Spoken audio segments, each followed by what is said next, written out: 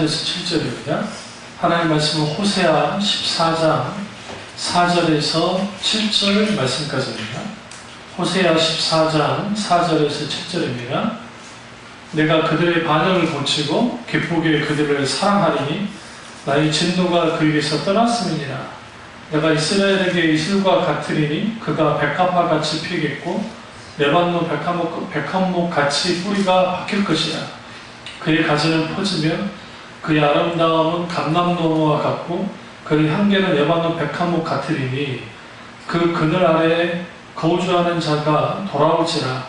그들은 곡식같이 풍성할 것이며 포도나무같이 꽃이 필 것이며 그 향기는 레바논의 포도주같이 되리라. 아멘. 오늘 말씀은 우리를 향한 하나님의 마음이라는 말씀입니다. 우리를 향한 하나님의 마음이라는 주제로 은혜를 나누려고 합니다. 하나님의 마음 중에 가장 독특한 특성이 있는 그 마음이 있습니다. 그것은 구약에서 헤세드라고 하는 단어에 잘 담겨 있습니다. 헤세드는 인자하심이라는 뜻입니다. 그런데 그 인자하심이라는 그 부분이 또 뭐하고 연결이 되어지냐면 긍휼입니다. 긍휼.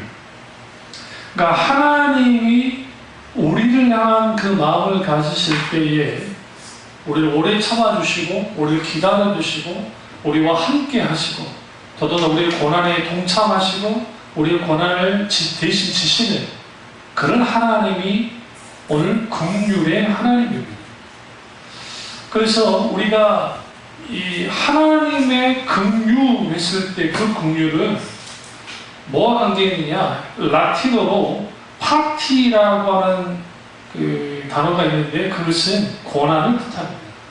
거기에서 패션이라는 단어가 나왔습니다. 열정이라는 단어가 나왔습니다.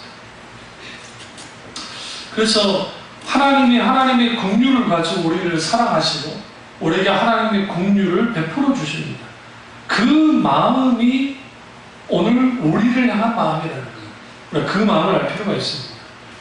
호세아서에서 이제 계속 하나님 아는 지식에 대한 강조를 많이 하죠. 북이스라엘이 얼마나 하나님 앞에 영적으로 타락했고 고멜처럼 하나님 앞에 그렇게 범죄 있는가에 대한 이제 그 강력한 메시지를 전하다가 그리고 계속적으로 그가 하나님의 사랑에 대해서 강조하고 그걸 말하는 게 뭐냐면 이제 14장에 있는 오늘 본문을 읽을 때 이 말씀 내가 그들의 반역을 고치고 기쁘게 그들을 사랑하겠다라는 이 말씀.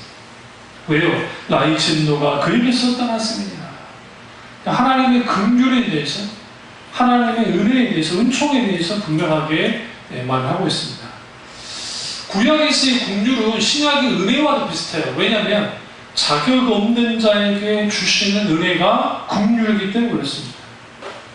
그럼 우리는 어떻게 하면 하나님의 긍휼을 맛볼 수 있을까요? 먼저 우리는 기도해야 됩니다. 어떻게 하나님 앞에 간청해야 돼요. 그분에게 간구해야 돼요. 그분의 긍휼을 구해야 됩니다. 그래야 하나님의 긍휼이 우리 가운데 임하는 거예요. 하나님의 긍휼과 하나님의 은혜는 같이 옵니다. 그러니까 하나님의 셀 수 없을 만큼의 놀라운 은혜가 하나님의 긍휼이라고 하는 그런 바탕 속에서 우리 가운데 주어지는 것을 보게 되었습니다. 시편 123편 3절을 찾으시죠. 시편 123편 3절입니다.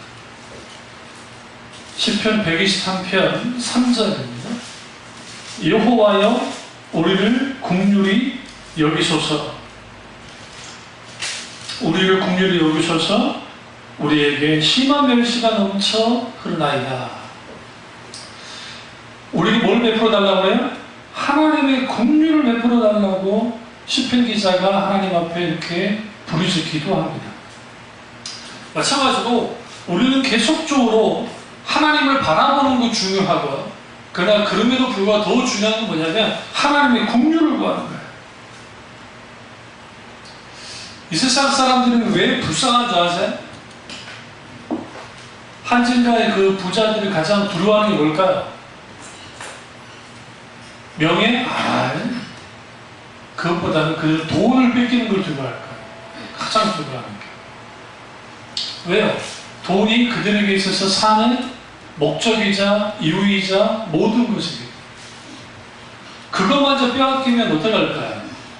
만약에 없어지면 이 세상에 살 소망이 없는 거예요. 오늘날 예수 그리스도를 믿는 사람들이 하나님이냐 물질이냐라고 하는 이 소위 말하는 뭡니까 사이에서 내가 하나님을 선택할지 물질을 선택할지 이 두 부분에는 갈등을 하는 사람도 적을 뿐만 아니라 대부분 어떻게 생각하냐면 하나님도 좋고 물질도 좋고 그거예요. 아주 부끄러운 거예요. 그러다 보니까 우리에게 있어서 마지막 내가 아니면 처음과 마지막 매 순간마다 우리가 하나님의 긍휼을 구할 수 있다는 것이 얼마나 귀하고 얼마나 소중한 것인지에 대해서 우리는 깊이 생각지 않아요. 그래서 오늘날 우리가 고난당하는 교인들, 문자 앞에 있는 교인들, 상처나고 숨쉬기 힘들고 고통스러운 그러한 영혼들이 잠잠히 하나님의 구원을 기다리고 그리고 하나님의 긍휼을 뭐 해야 돼요? 구해야 돼요. 수요일 말씀 가운데처럼 항상 하나님을 의지해야 돼요. 하나님을 기다릴 수 있어요. 그리고 우리가 하나님 앞에 무너진 하나님의 영광이 회복해야 해달라고 우리는 기도해야 돼요. 그래야 하나님의 때가 될 때 하나님의 긍휼을 경험합니다. 홀사가 이렇게 말합니다. 5절에 내가 이스라엘에게 이슬과 같으리니 우리는 이 이슬이 별거 아닌 것 같은데 엄청난 큰 거예요. 이슬이 없으면 뭐 한다고요? 모든 들을 핀 들꽃이든 풀이든 뭐든 다 말라 죽을 겁니다. 이스라엘 땅이라는 게. 그런데 이스라엘 이렇게 비가 많이 오는 것도 아니에요. 근데 어떻게 생명을 유지할 수 있느냐? 이슬이 있기 때문에.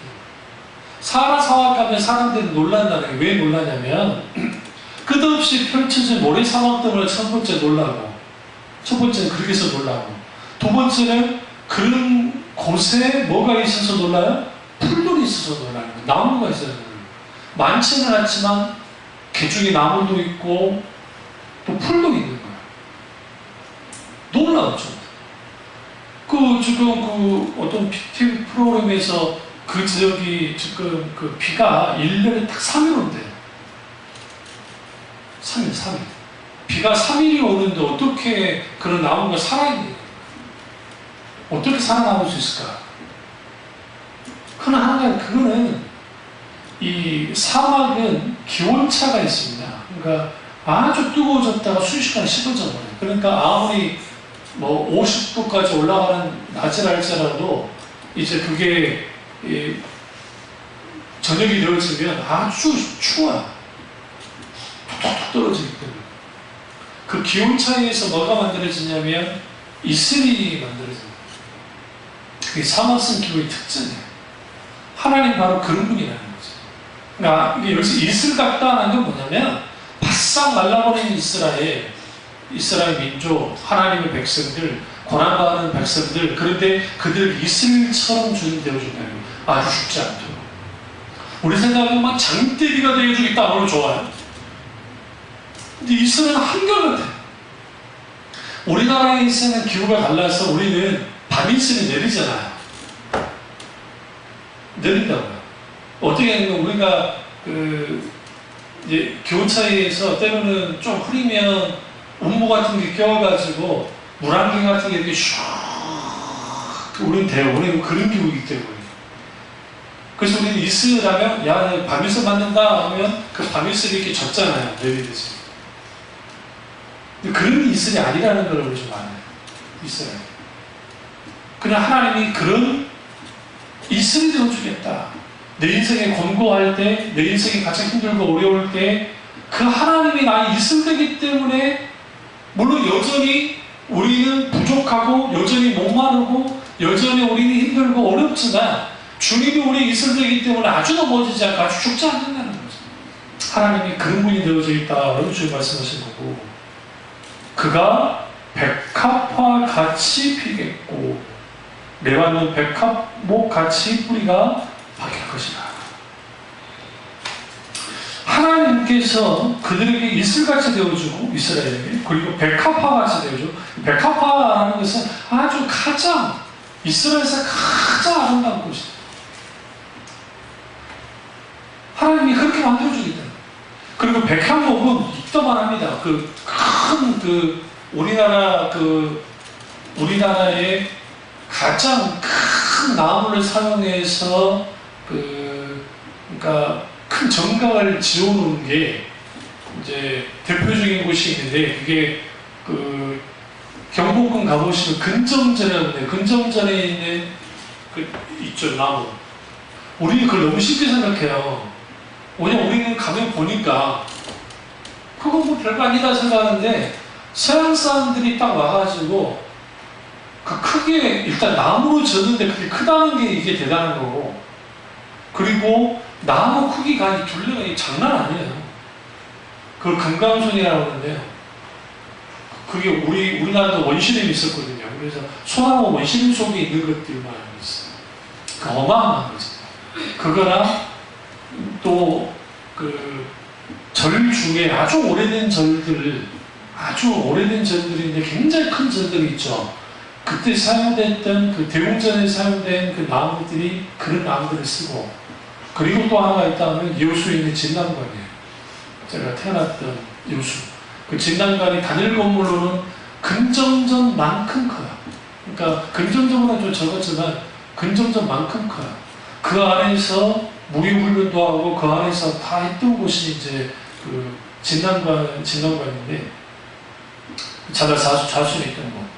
그런 소나무에 비견할 수 있는 게 백합목이에요. 그 백합목은 향기가 나요.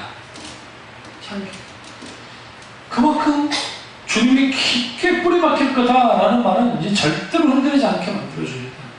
이게 하나님의 국류를 이렇게 만든다는 거죠. 하나님의 국류를 베풀어서 이스라엘에 뭐가 되고 이슬이 되어주고, 이제 그들을 모아서 백합꽃같이 만들어주고, 그리고 주님이 결국은 백합목의 뿌리가 박힌 것처럼 그렇게 해주겠다는 거죠. 우리는 조금만 바람 불어도 조금만 문제 있어 이렇게 확 흔들리잖아요. 그런데 뭐가 우리를 흔들리지 않게 만든다고요? 하나님의 긍휼이, 하나님이 우리를 향한 그 마음이 우리를 그렇게 만든다는 거죠. 우리를 향한 하나님의 마음 하니까 하나님의 마음만 갖고 있는 게 아니고 그 마음은 행동하는 마음이에요. 하나님이 긍휼을 베푸시는 그 행동하는 마음이 우리 가운데 뭘 하게 하느냐? 우리를 온전히 회복시키는 것을 보게 되어집니다. 근데 재밌는 것은, 중요한 것은 뭐냐면, 이스라엘이 반복적으로 하나님께 거역하고 하나님을 때로는 시험하고 하나님께 대적했던 사람들, 이게 북이스라엘입니다. 남유다 당에. 그런 자들을 향해서도 하나님이 끝없이 긍휼을 베푸시고 인자를 베푸셨다. 결국은 죄를 뉘우치고 참여하는 백성들에게 폐역을 고치고 용서해 주실 뿐만 아니라 이제는 이전보다 더 사랑하게 준다는 거죠. 그게 뭐냐? 오늘 본문 읽었던 이 말씀이에요. 그로 끝나지 않습니다. 6절입니다. 보시면 그의 가치는 포짐이야. 그의 아름다움은 감람나무와 같고, 이 감람나무가 이 올리브나무잖아요. 이스라엘에서 가장 가치 있는 최상급의 나무는 우리가 너무나 잘 아는 포도나무예요. 그 다음으로 가치 있는 게 감람나무입니다.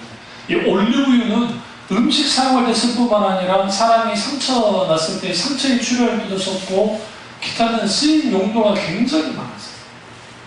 그래서 이스라엘을 상징할 때 주로 상징하는 게 무화과를 상징한다는 표현도 있지만, 그 후대에 만들어진다 보고, 사실 이스라엘의 상징은 감람나무입니다.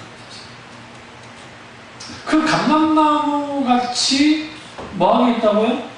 아름다움이 감람나무 같이 되게 있다는 것은 주님이 온전한 회복을 시켜주신다는 것이고, 그리고 주님이 그것을 통해서 향기를 바라게 하는데, 레바논의 백향목같이 향기를 바랍니다. 심지어는 이런 에피소드 있어요. 그 백향목 같은 그 나무로 이렇게 건축물을 지어보잖아요. 그러면 나비나 벌이나 막 그런 그 곤충들이 그 냄새 맡고 막 거기를 와요. 향기 맡고. 거기 뭐가 있다고 생각하고. 좀 꽃이 있겠구나, 꿀이 있나 보다 생각. 그만큼 백향목이 아주 좋은 목장입니다. 아주 좋아. 근데 그렇게 하나님이 해주겠다는 거죠. 그리고 7절 보세요.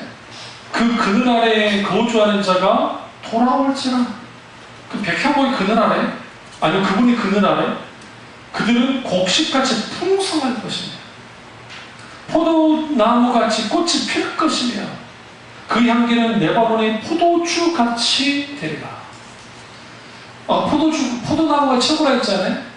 그 포도나무의 최고로 주님이 그런 존재로 주님이 회복시켜 주겠다고 주님이 분명하게 말을 하고 있어요. 8절 이 뒤에 후반절을 보시면 내가 나로 말미암아 열매를 얻으리라 하리라. 누구로 말미암아? 하나님으로 말미암아 열매를 얻게 된다고 주님이 분명하게 말하고 있습니다. 그러면 우리가 하나님의 마음, 그 마음이 우리 가운데 부어질 때 우리는 세 가지 형태로 하나님을 경험하게 됩니다. 첫 번째는 회복시키신 하나님을 경험하게 됩니다. 14장 4절 전반절을 보시면 내가 그들의 뭘 고치고 반역을 고치고, 과거 개혁 한글판에는 폐역을 고치고 라고 되어 있습니다. 하나님이 우리를 뭘 해요? 우리의 폐역을, 우리의 반역을 고쳐주시는 거예요. 이 반역은 뭐냐? 타락과 불신으로 해서 하나님을 배반하는 행위를 말해요. 이스라엘 백성이 우상을 숭배하고 자기 자신의 힘을 의지하고 하나님을 멸시하고 하나님을 이제 멀리하는 그런 모든 일련의 행동들이 반역이었거든요. 근데 그 반역을 저희가 고치겠다는 거예요. 하나님의 공의가 죄진 백성에게 심판으로 혹은 주님의 매를 때리는 거죠. 그렇게 일어났어요. 그런데 그 하나님의 자비는 죄를 회개하고 뒤처는 자에게 모든 것을 용서해 주는 뿐만 아니라 죄를 온전히 회복시켜 줍니다. 대표적인 폐역을 고칩니다. 우리 자신을 고쳐주십니다. 우리 가운데 어떤 문제가 있고 어려움이 있고 아픔이 있고 상처가 있고 있을 때에 우리는 그 속에서 분명하게 뭘 경험할 수 있어야 되냐면 내가 고쳐지는 것을 경험해요. 하나님을 위해서. 언제 만져지는 게 있어요? 언제 고쳐지는 게 있어요? 그러니까 여러분 우리가 정치인들이나 재벌 2세, 3세들이나 아니면 잘 나가는 사람들 있죠. 검사 출신, 판사 출신, 교수 출신, 의사 출신, 기타 등등 성공만 했던 사람들, 자기가 하고 싶은 대로 열심히 해가지고 성공만 했던 사람들이 다 교만해 줄 수밖에 없는 게, 그게 교만하게 정당하다는 게 아니라 실패 경험한 적이 있는 거예요. 거의. 자기가 하고자 하는 것은 거의 다 해보고봤기 때문에. 그러니까 하늘씨 높아지고 교만해져요. 이런 사람들이 하나님 앞에 섰을 때 꺾여질까요? 안 꺾여져요. 계기가 있어요. 계기. 그 계기통에서 깨뜨려져요. 그래서 하나님은 하나님의 백성을 회복시키십니다. 특별히 그 사람을 고칩니다. 그 사람의 과거를 고치고 그 사람의 현재를 고쳐서 하나님이 마땅히 이제 하나님이 쓰실 만한 사람을 하나님 바꾸신 것을 보게 되었습니다. 여기서 뭔가를 이제 아셔야 될 게 뭐냐면 하나님은 우리 과거의 죄악으로 인해서 우리가 스스로 얽매이기를 원치 않아요. 사탄은 얽매입니다. 계속 얽매요. 주님이 때로는 그것에 대해서 추궁하잖아요. 여기 전제 조건은 하나님 앞에 온전히 회개한 사람을 의미합니다. 그런 사람들에게 그런다는 거예요. 그래서 우리는 회복시키신 하나님을 경험해야 되고, 두 번째는 사랑의 하나님을 경험해야 됩니다. 14장 4절 이제 중간을 보시면 기쁘게 그들을 뭐하리니? 사랑하리니.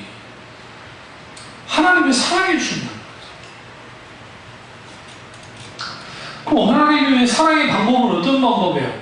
나의 진노가 그에게서 떠났습니다. 하나님이 더 이상 진노하지 않으신다. 이게 하나님의 뭘 갖고 있어요?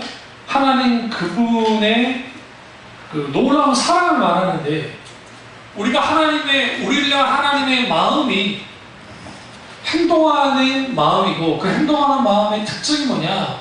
하나님의 긍휼이시고, 그 인자하심과 긍휼, 그 긍휼이 우리 가운데 미쳐질 때 첫 번째 뭐라고요? 회복되어지고, 회복케 하신 하나님을 경험하고, 두 번째 사랑의 하나님을 경험합니다. 오늘 그런 일 경험하지 않으세요? 어렸을 때 애들 혼을 냈다가 애들 혼을 냈는데 괜히 짠하니까, 응? 우리 어머니도 그랬거든요. 우리 막 아주 그냥 메타장을 해놓고, 그럼 진짜 짤 거 아니에요. 그냥 맞았으니까. 그러는 다음에 기대가 있는 게 무슨 기대가 있느냐? 그날 밤 저녁 그 반찬이 달라요. 진짜요. 직신하게 때려놓고 우리가 좋아하는 맛있는 걸 해준다고. 왜? 짠하니까, 미안하니까. 괜히.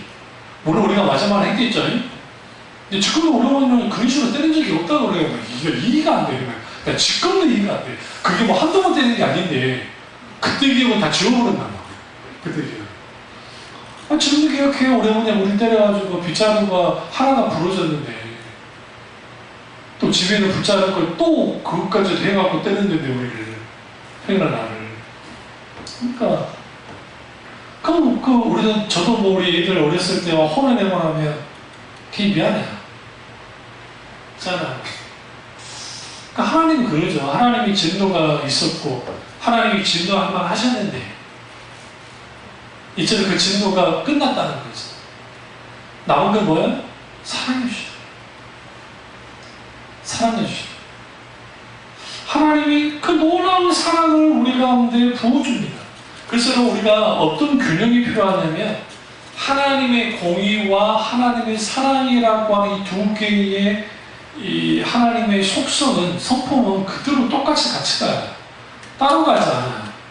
그러니까 기독교 뭐 윤리단체라든지 뭐 그런 분들 참 귀한 일 한다고 생각하고 아주 정의로운 일을 하시나요? 그런데 그분들이 자칫 자원에 조심해야 될 게 뭐냐면, 거기에 공의, 정의만을 주장하다가 거기에 하나님의 사랑을 잃어버릴 수 있어요.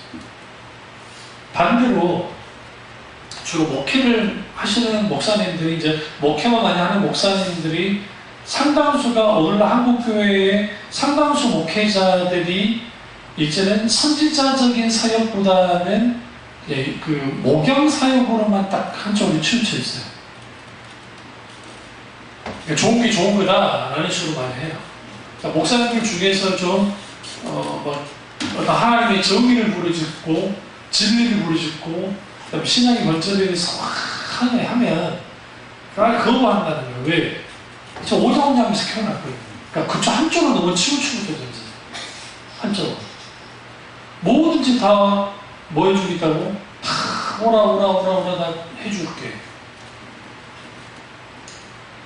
그럼 그것도 아니거든요. 그래서 하나님의 공의와 하나님의 사랑의 균형이 필요해요. 그 균형 속에서 뭐가 있어야 되느냐? 우리는 뭐 해야 되느냐? 하나님의 공의 앞에서 내가 얼마나 하나님 앞에 죄인인 것을 알고, 그리고 우리가 마땅히 하나님 앞에 회개하고 돌이킬 뿐만 아니라 하나님의 사랑 가운데에서 우리는 온전히 하나님의 사랑을 경험해요. 누려야 돼요. 하나님의 놀라우신 그 사랑이 뭘 덮어요? 우리의 조건, 우리의 상황, 우리의 문제, 우리의 고통을 다 뒤엎고도 남을 만큼 씻어주는 능력이 있어요. 그 놀라운 하나님의 사랑이 오늘 북이스라엘에 있을 거라고 호세아가 이제 분명하게 선언하고 선포하고 있습니다. 세 번째는 풍성하게 하시는 하나님을 경험해야 됩니다. 여기서 우리 단어 중에, 그러니까 기쁘게 그들을 사랑하리니라고 하는 이 단어가, 이제 우리 한글 성경만 보면 이 기쁘게라고 하는 게 그냥 기쁜가 보다라고 하는데, 그 히브리어의 의미 속에는 풍성하게라는 의미를 함축하고 있어요. 하나님이 우리를 풍성하게 뭐한다? 그들을 사랑해 줍니다. 그러니까 하나님 우리를 풍성하게, 이 뒤에 모든 이렇게 하나님이 풍성하게 하신다는 내용들이 쭉 나오는 거예요. 비유적으로. 이게 얼마나 멋집니까? 근데 여러분 여기서 우리가 보셔야 될 말씀인데 이게 8절이에요. 8절 같이 한번 보시죠. 에브라임의 말이 내가 다시 우상과 무슨 상관이 있으리요 할지라 내가 그를 돌아보아 대답하기를 나는 푸른 잣나무 같으니 내가 나로 말미암아 열매를 얻으리라 하니라. 여기서 에브라임은 북이스라엘을 지칭하는 겁니다. 그러니까 우리가 에브라임을 왜 에브라임이라고 그러느냐, 북이스라엘의 최고의 지파가 에브라임이기 때문에. 우리가 왜 남유다 그래요? 남유다의 유다 지파가 그게 최고 지파이기 때문에 남유다라는 표현을 쓰는 거예요. 그러니까 에브라임 하면 무조건 무슨 생각이 돼요? 북이스라엘. 남유다 하면, 그러니까 유다 하면 남유다. 유대 나라. 그런 의미를 갖고 있습니다. 그러니까 우리가 이런 하나님이 우리를 이렇게 풍요롭게, 풍성하게 해주는 거예요. 근데 그것이 하나님이 그냥 되어지는 것이냐? 아니요, 그렇지 않습니다. 우리 3절을 보겠습니다.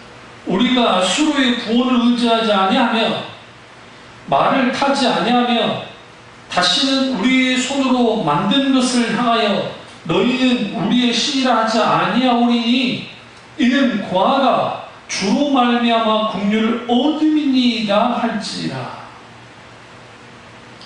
아수르의 구원을 의지하지 않는다라는 것은 결국은 이집트와 북쪽 나라 아수르는 늘 전쟁을 했으니까 북이스라엘 누구 편에 쓸까? 이제 아수르를 의지할까? 근데 그러지 않고 누구를 의지한다는 거예요? 하나님만을 의지하게 해야 된다라고 말하고 있고, 그리고 우상, 자기 손으로 만든 것은 더 이상 신이라지 않는다. 그러니까 오늘날 우리가 신앙생활하면서 어쩔 때 가장 힘들고 어려워요. 내가 고아와 같을 때에 사실 우리는 고아가 아니잖아요. 하나님 우리 아버지시고, 그러니까 우리는 고아가 아닌데 마치 우리는 청승맞게 고아인 것처럼 우리가 신앙생활하고 살아갈 때가 있어요. 그러니까 혼자 자기가 고립되어지고 홀로 있게 되어지는 이 고독감에 빠져서 사실 우리는 고아가 아닌데 고아인 것처럼 되어버린 거야. 사실 여러분 우리가 하나님과의 관계가 끊어져 깨지고 하나님 아닌 다른 것을 섬기고 신앙이 번져졌었다는 인격적인 하나님과 친밀한 교제가 없고 하나님의 긍휼과 사랑과 은혜가 넘쳐나지 않으면 우리는 어떻게 되느냐, 우리가 지금 교회를, 그러니까 하나님을 믿는다고 교회를 다니지만 마치 고아 같은 존재처럼 있을 수 있어요. 교회마다 하나님과의 관계가 단절되어져 있는 고아 같은. 과거 우리 고모님 좀 돌아가셨지만 사모님이셨는데 구리에서, 전라도 구리에서 이제 농촌 목회하실 때 거기 어머니랑 이제 같이 거기 간 적이 있어요. 어머니가 같이 이유는 하도 힘들고 정말 못 사니까 그래도 우리 집이 좀 살았으니까 그래서 이제 돈도 좀 드리고 옷 같은 거 거기 쌍둥이가 남자애들이니까 쌍둥이가 아니라 뒤에가 또 남자애들이니까 저랑 형이 이것도 또 주고 여러 가지 그것 때문에 이제 초등학교 때 어머니 따라 같이 갔거든요. 제 기억에 그때 형은 안 왔던 것 같아요. 형은 집에 있었던 것 같고. 근데 고모가 장난을 치는 거야. 니는 주워왔다고. 우리 사람이랑 똑같은 반응을 한 거예요. 이 권인이 그것이 그러는 거랑 똑같이. 의사가 했던 것 같이. 아, 심각해졌어요. 내가 우리 엄마가 따로 있나 보다. 하필이면 그 시절에 엄마 없는 하늘 아래 뭐 그런 거 많이 했어요, 그때.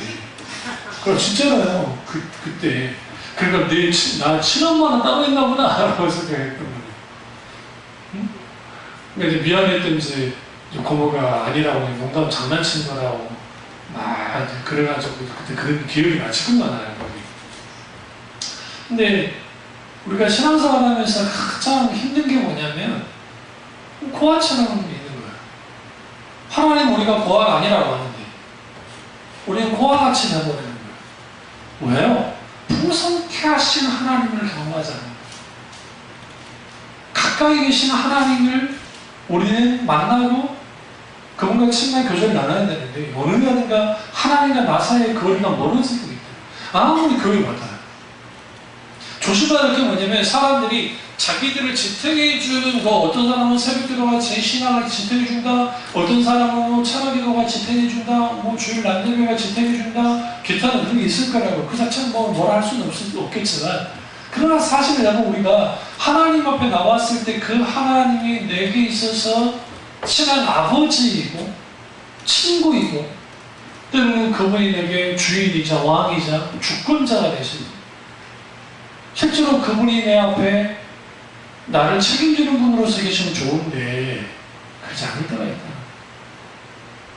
어떤 사람은 자기의 슬픔과 힘들과 어려움에 취해서 그럴 수 있고, 어떤 사람은 자기 승승장구한 것 때문에 그럴 수 있고, 어떤 사람은 이것도 아니고 바쁘게 먹고 살다 보니까 하나님을 잊고 지내는 적이 있다. 그러니까 오늘날 하도 바쁜 세상을 사니까 일주일 중에 6일은 바쁘게 하나님 생각지도 않고 하나님 기억도 없이 그렇게 살다가 주일날 한번 전부에 오지 없어서 손을 봅니다 라고 하면서 찾아와도 못할 마음적인데 그냥 찾아오는 거예요. 그런 사람들이 왔다가 오면 삑 비추고 가버리는데 그들이 고아가 아니고 누가 고아야? 하나님이 우리를 고아로 만든 적은 없어요. 하나님 절대로. 그러니까 북이스라엘의 상태가 고아였다는 거죠. 여러분 고아들 깔보죠? 우리 경민이도 그 고등학교 때 그 같은 반 친구 중에 여기 그 고아가 몇 명 있었는데 그 아이들은 얼마나 상처가 많고 얼마나 그런 줄 아세요? 더 문제는 고등학교 졸업하고 20살 되면 좀 나가야 되잖아요. 뭐 정착금으로 뭐 국가상 600만 원이 나온다는 걸 어쨌든 막 그랬던 것 같아요. 턱 없어요. 그 600만 원 가지고 뭐 하고 있어요? 그 친구들이. 어떻게 사회에 나와서 살겠어요? 그러니까 그 친구들을 위해서 비록 20살이지만 그 20살인데 에이즈 아직 한 3년이든 뭐 2년이든 유효해서 그 친구들이 지낼 수 있는 그런 집들을 좀 해줘가지고 그래 사회 직장 해서 오전에 조금이라도 먹돈을 만들기 위해서 그래서 좀 살도록 해주면 좋겠는데 그게 안 되는 거죠. 우리는 고아가 아니니까 그런 마음 모르잖아요. 얼마나 두렵겠어요. 이 세상에 자기 혼자밖에 없다고 생각을 했죠. 그렇지 않겠어요? 우리가 신앙생활 하면서 내 슬픔과 내 눈물과 내 고통과 아픔 때문에 막 하는데 마치 하나님이 계시지 않은 것처럼 지나치게 슬퍼하는 것도 불신하네요. 그러니까 우리가 모든 것을 잃어버린 것 같은 때 있잖아요. 우리 몸만 모를 수 있어요. 그 맞아요. 그럼에도 불구하고 결코 우리가 잃어버리지 말아야 할 게 있는데 그게 뭐냐? 하나님이에요. 하나님의 사랑, 하나님의 국률. 우리가 모든 것을 잃어버렸다 할 때 하나님이 즉각 찾아오십니다. 근데 그 찾아오시는 하나님을 외면시킬 수 있어요. 왜? 우리 아픔이 너무 크니까. 그래서 성경에 보시면 이스라엘 민족이 하나님의 매를 때립니다. 그러니까 더 악해지는 거예요. 대표적인 게 예레미야 시대 때 이스라엘 백성들이에요. 예레미야가 예언합니다. 너희가 하나님께로 돌아오라고 했는데 돌아오지 않았어요. 결국 그들이 멸망했습니다. 예레미야가 살아있을 때 멸망했어요. 그리고 그들이 찾아왔습니다. 야 보니까 예레미야 네가 진짜 선 예언자다. 나머지는 다 가짜다.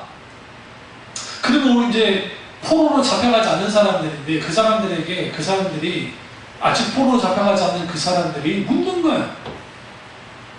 예레미야, 그럼 우리 지금 뭐 해야 되느냐? 네 예언처럼 우리가 멸망을 했는데. 예레미야 이렇게 말합니다. 느부갓네살 왕을 두려워하지 말고 그들의 군대에 항복하라. 하나님이 너를 지켜줄 거다라고 하니까 그게 들고 어디로 끌고 가느냐? 이집트로 끌고 가요. 이집트가 안전할 거라 생각하고. 느부갓네살의 말발굽이 어디를 향합니까? 이집트를 향해요. 상 이집트를 이뤄요. 그들이 다 하이집트로 도망치는 거예요. 그러니까 무슨 말이냐면 그들은 이집트로 도망가면 살아날 줄 알았는데 이집트도 전쟁의 소용돌이에 들어가버렸다는 거예요.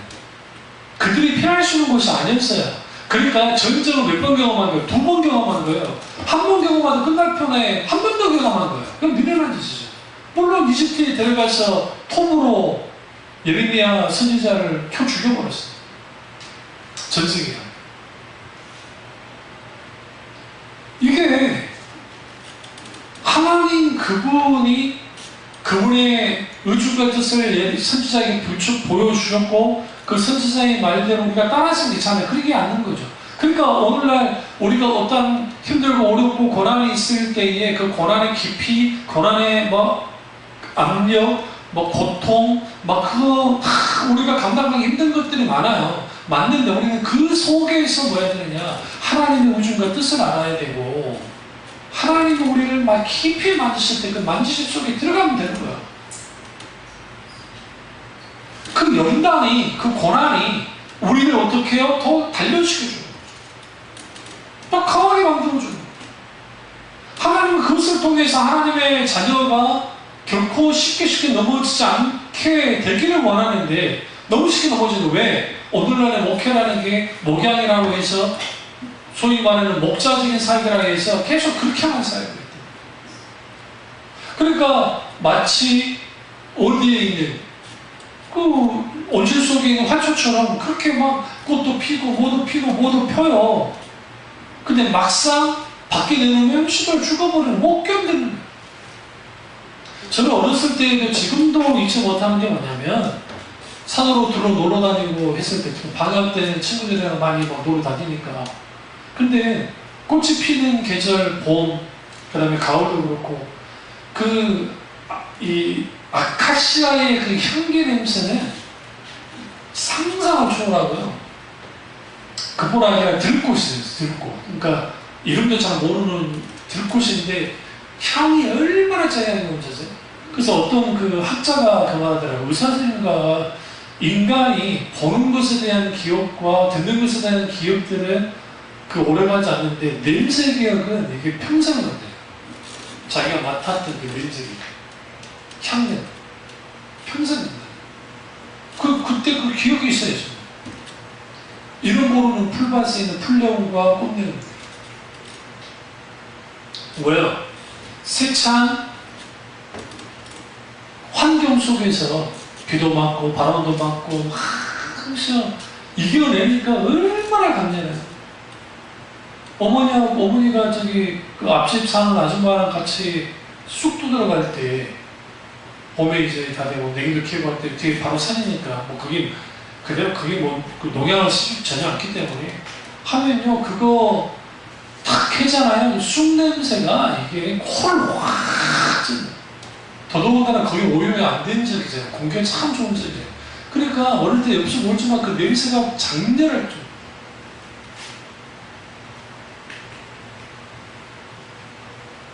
근데 우리가 온실 속에 화초처럼 자라니까 조그마한 문제가 있어도 쪼르륵 목사님 찾아와가지고 목사님 어떻게 하면 좋아요? 또 목사님들 안타까워가지고 또 도와줘요. 이렇게 저렇게 저렇게 도와줘요. 그게 그들을 위한 거라고 생각해요.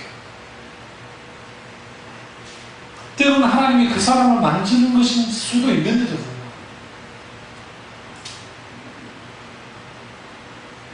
그러다 보니 뭐 하는 거냐? 하나님의 놀라운 긍휼을 넘어가지 못하는 거예요. 고아가 주로 말미암아 긍휼을 얻음이니이다 하지. 나는 고아인데 하나님의 긍휼을 얻게 됐습니다. 얻기를 원합니다. 우리는 예수를 믿기 전에는 고아였어요. 의붓 아버지는 사탄 밑에 있었던 거예요. 너희 아비는 사탄이 알겠습니까? 예수 믿기 전에. 근데 그게 가짜예요, 가짜. 진짜 아버지가 아니에요. 의붓 아버지니까 그렇게 하는 거예요, 우리한테. 근데 진짜 아버지가 나타났어요. 그리고 그 아버지가 이제는 진정으로 우리를 회복시켜 주겠다는데 왜 예수를 믿는 데서 교회를 다니고 신앙사람들을 왜 고아같이 씁니까? 예수님이 말했죠. 너희를 고아와 같이 버려두지 않겠다고 말씀하셨죠. 뭐 하시기 전에? 승천하시기 전에 내가 다시 올 거야. 왜? 너희는 고아일 수가 없어. 누구 자녀니까? 아버지 하나님의 자녀니까. 성령이 오셨어요.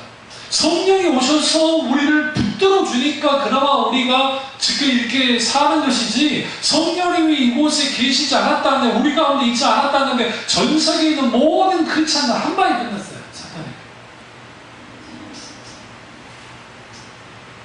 하나님은 결코 우리를 고아와 같이 내버려 두시는 분이 아니라, 중요한 것은 탕자 같은 고아가 우리가 되고 큰아들 같은 고아가 되니까 문제인 거예요. 여러분, 이 탕자의 그 행동은 아버지가 죽은 것처럼 행동한 거예요. 유산을 달라는 거. 죽었을 때, 돌아가셨을 때 유산을 받는 건데, 살아계실 때 유산을 받았다는 것은 이제 난 고아인 거예요. 아버지 없는 거예요. 아버지가 없는 거예요. 큰아들요? 아버지 밑에 있긴 있는데, 사실 아버지와 인격적인 관계도 갖지 않았고, 실질적으로 아버지를 아버지로 여기지도 않은 것 같아요. 왜? 아버지한테 대드는 거 보니까. 그러니까 문의는 부자 관계인데, 실질적으로 부자 관계가 아닌 거예요. 마음으로부터 아버지를 떠났으니까. 형식과 의식은 아버지인데, 관계가. 실제로 그들의 속마음, 그 큰아들의 속마음은 아버지가 나의 아버지가 아닌 거예요. 남보다 못한 아버지요. 우리가 하나님과의 관계가 그렇게 되어졌을 때 뭐 하게 되느냐? 우리는 고아가 되는 거예요. 고아가 되면 뭐합니까? 사탄이 갖고 노는 거예요. 사탄이. 왜 우리를 향한 하나님의 마음, 그 마음을 경험해야 되느냐? 그 마음을 알아야 되느냐? 우리를 향한 그 하나님의 마음은 긍휼이라 했잖아요. 인자하신다 했잖아요. 근데 그 마음은 행동하는 마음이라 했잖아요. 하나님의 행동하는 마음을 갖고 있어요. 그리고 하나님 실제로 행동하세요. 그분의 사랑을, 그분의 긍휼을, 그분의 은혜를 우리에게 부어주는 거죠. 빨리 뭘 청산해야 돼요? 고아와 같은 이런 상황을 청산 빨리 해야 돼요. 누가 예뻐요? 뭔 일 있을 때, 아버지, 내 넘어졌어요.